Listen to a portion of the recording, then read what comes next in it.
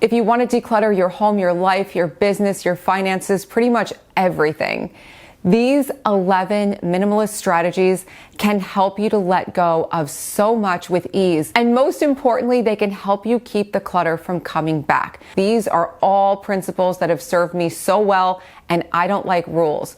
In fact, if you're new here, welcome. I'm Dana Claudat. I'm a Feng Shui master, and for the last 20 years, I developed an entire method and school of Feng Shui, which is unlike anything in the world. Everything we do is super positive, wildly creative, and so again, I don't like rules. I don't like restrictions. And these strategies that I'm going to share today are more principles and guidelines for life. And when they resonate, you can customize them for you. They can make the biggest difference in helping you to declutter, to save money, to save time, which is invaluable, and to live with greater freedom. The first one is 15 minutes a day. 15 minutes a day of decluttering. Try not to do more, especially when you're just getting started. As you declutter, you're moving energy around along with lots of stories, lots of memories, lots of emotions that may sometimes even seem irrational, but they come up. So you want to make sure that you don't do too much at once too soon, or you're going to find that you are super burned out and you just stop decluttering altogether, or it becomes a horrible chore.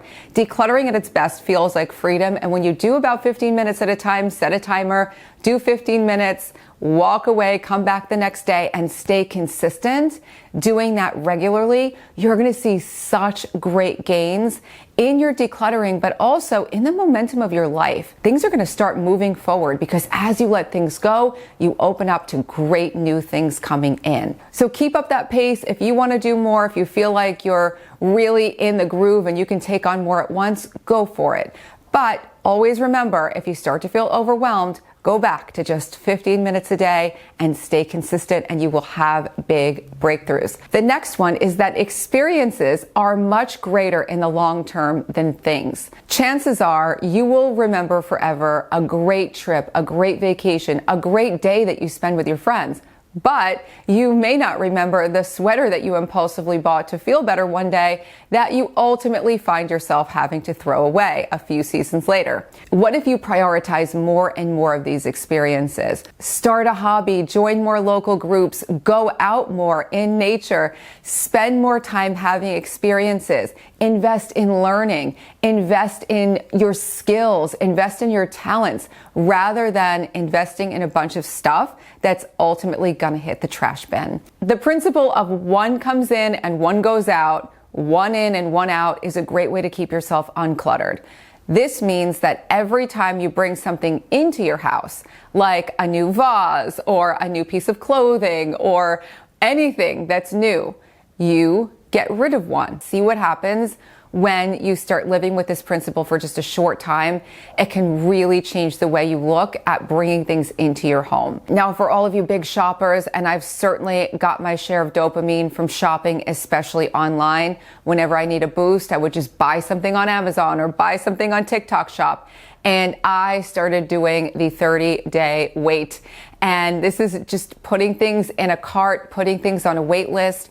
And if you still want them in 30 days, chances are it's not just a fleeting moment. You may actually really, truly desire them. And this has stopped me from making so many impulsive purchases. I can't tell you the number of times I've gone back to my Amazon cart, my TikTok, even shopping for clothing online, and just cleared out my cart because I realized I didn't want any of this stuff anymore. I was just in a mood, and I thought that maybe one of these things I was shopping for would boost my mood. Those hits of joy, that satisfaction that you get when you buy something new, wears off fairly quickly, especially when you start accumulating clutter and realize that you've been spending a lot of money for no good reason. That type of clutter can be really difficult to get rid of because you can feel a little bit of guilt or shame in purchasing in that way, like it's irresponsible. Just forgive yourself, let it go, and decide from now on to do the 30-day rule and not buy new stuff without waiting for a bit. Of course, if you need something right away, buy it. You don't have to wait 30 days to buy everything, but you know when you're being impulsive, and when you are, put it in your cart and come back in a month. Another way to buy less, but to buy so much better, is to employ the principle of buy it nice or buy it twice. When you buy things that are not great quality, they will not last. So you're going to wind up having to repurchase them and repurchase them and repurchase them. If you don't want to spend a lot of money, do some research and buy things that are on sale, that are exactly what you want. And chances are you will never feel guilty if you buy something really nice that is exactly what you need, that you have for a very long time. I still have one jacket that I bought at the Gap more than 25 years ago. In fact, I remember the day that I bought it when I was walking down the street in New York. And it was such a big purchase for me, but it was such high quality. I could feel it. I could see it. And I just knew it was going to be long lasting. And while it's a little beat up today, almost 30 years later, it's amazing that it's still one of the things that I reach for the most. It's worth making these investments, and you'll be so much happier with everything you actually do buy. I'm a big believer in using what you have first. And believe it or not, when I'm feng shuiing people's homes and we're redesigning everything, I always seek to use everything you have before we add a single new thing to your home. Whenever you're looking to make a change, it can be tempting to just go, well, I'm going to have to start from scratch. I'm going to have to buy so much. Instead, always, when you're thinking of buying something new or making a big shift, start with what you have, use what you have. And you can apply this also to using up the things that you have before you buy new ones. I love this shampoo, but I've been using it for about 8 months, and about 6 months in, I wanted to try something new, but I made myself use up every single last drop.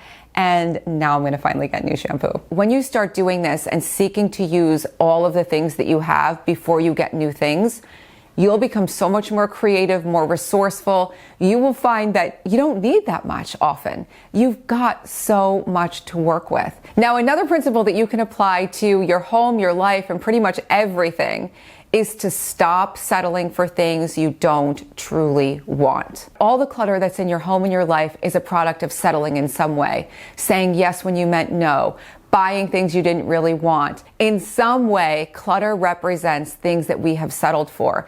And if you want to remove the limits from your life, start bringing in more abundance, start living the life of your dreams, stop settling. Derek Sivers wrote a little guide about this called Hell Yeah or No. If it's not a hell yeah, it is a no. You can apply this to shopping. If you don't really want something with all your heart, it's a no. You can apply this to decluttering. If you don't really love something with all your heart, it's a no. This especially works well with your wardrobe. Try on your clothes and you will know immediately, hell yeah, this makes me look and feel amazing, or no. And if you hesitate or wait or try to think yourself into or convince yourself into liking an outfit when you're decluttering your wardrobe, that's a no. So keep things going and stop settling. Your whole life will level up. Another minimalist life approach is to do one thing at a time.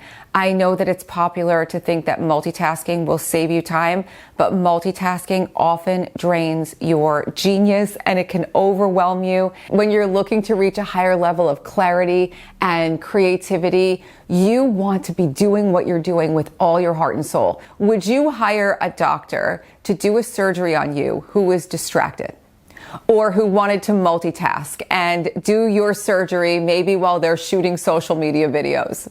I bet you would probably say no. You would say, no, that's okay. I would like to hire someone who's just going to pay attention to the surgery. I want someone to have their heart and soul into what they are doing as they are operating on me, right? But yet we can trick ourselves into thinking that it's really productive to do a lot of things at once. When it comes to small tasks that don't require a lot of brain power, like washing your dishes, cleaning your house, even decluttering, doing chores, by all means, multitask away, listen to a podcast, do a bunch of things at once. But when it comes to the big things in life, see what happens when you lock in, focus, and get rid of all the distractions. Always declutter thoroughly, completely, before you start organizing. I work with a lot of people who have invested in lots of organizational products like boxes and files and bins and things, and they have everything laid out to do these elaborate organizing projects, but they didn't declutter first. So what they wind up doing is organizing clutter. And then when they try to declutter, they realize They don't even want 90% of the stuff that they've put in these organizing bins and boxes. And they didn't really need these organizing bins and boxes. And they wind up giving away these organizing bins and boxes because most of it was unnecessary. An excellent strategy that you can employ when you're decluttering and doing your 15 minutes a day is if you touch it, you deal with it.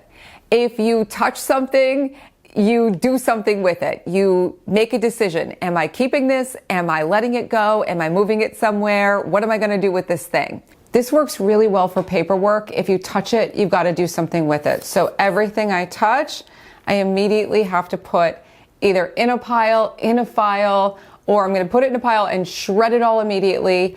And if I come upon anything like the stuff in this document, I'm going to actually handle it. So I'm going to go make a phone call before I move forward. That way I'm not shuffling around problems. I'm actually dealing with things. And then I'm going to shred the papers, file the rest of them, and everything's going to be handled. If you feel overwhelmed at any point when you're doing this, you've done enough decluttering. Just handle, move, shred, dump, recycle everything that you've already touched, and then call it a day and come back the next day and keep going. Now this leads me to my final minimalist strategy that makes life simpler and gets rid of creative blocks and builds momentum and makes you feel more free. And that is the Feng Shui principle of 27 things. Whenever you're feeling stuck, creatively blocked, you are not focused, you need to turn your day around, things are not going well, or you just don't know where to begin with your decluttering, start moving 27 things deliberately to tidy up the room that you're in. Some of these 27 things might go in the trash. Some of these 27 things might go just to different places in your room to shake things up and give it a new look. I'm going to show you a quick example of this, and this might become your favorite Feng Shui tip ever. Let's move 27 things. It's really fun. Just start counting. So I've got 1. This is going to go in the kitchen. 2. This is going in another room. 3, this is going to move back here. 4, this plant I'd rather have over here. 5, this guy is going to go in the trash because it's used up. And 6, 7, he's going to get replanted with a new plant. And we're going to just keep going until we get to 27. By the time I reach 27 things, the energy of the room is going to feel so new. Whether you decide to move 27 things, stop multitasking, get really focused on buying things that really satisfy you, stop settling, or any of the other strategies that I've shared with you today, I hope that you find things and use them. It's been so thrilling to hear from you and hear all of the things that have been changing in your life as you do the things in these videos.